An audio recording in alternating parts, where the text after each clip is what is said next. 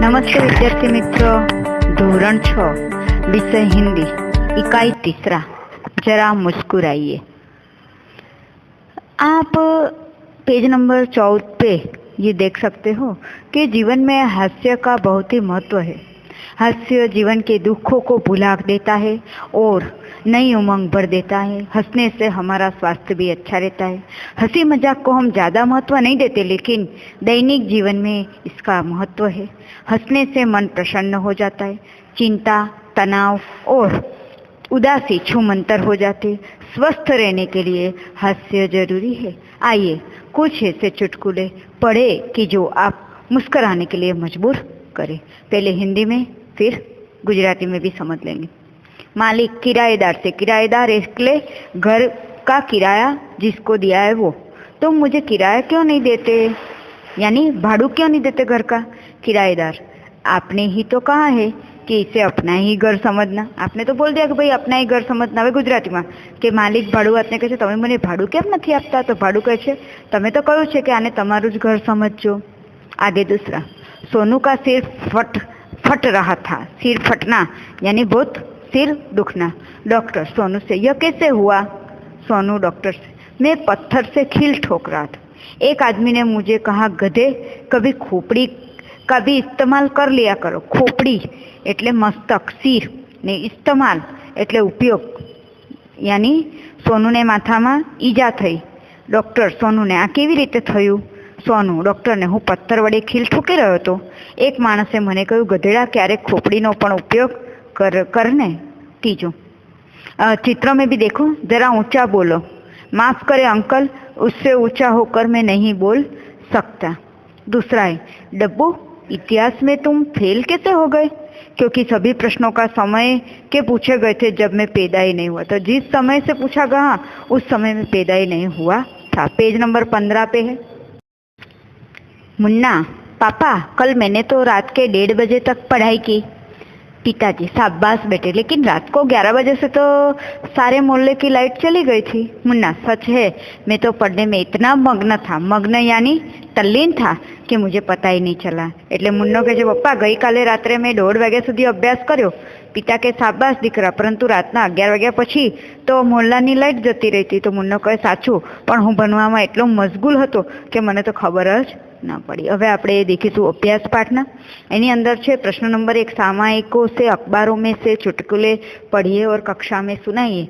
आपने जो चुटकुले सुने हैं उन्हें पढ़िए और लिखिए भी।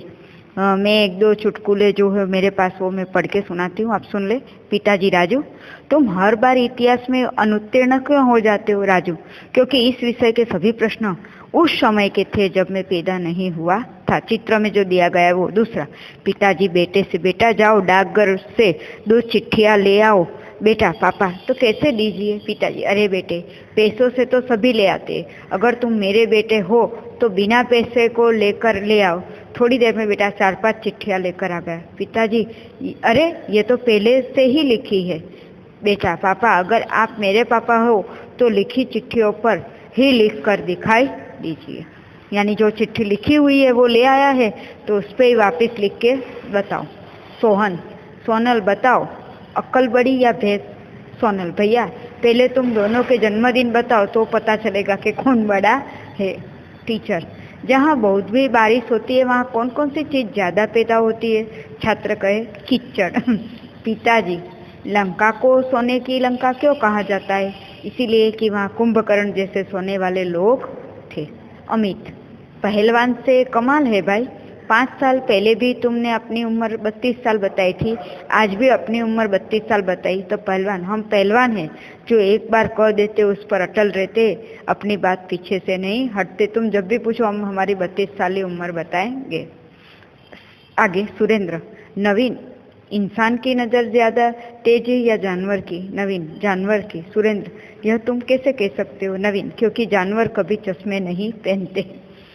आगे, अंकल, आरती तुमने अखबार वाले का बिल देखा। आरती, अंकल क्या, शहर में लोग बिलों में भी तो रहते हैं। बिलो यानी दर बताई दीधું અહીંયા ગાડીને। बिल એટલે પેલું बिल कीधું। नौकर, मालिक आप एक साथ 2 रोटियां खा सकते हो।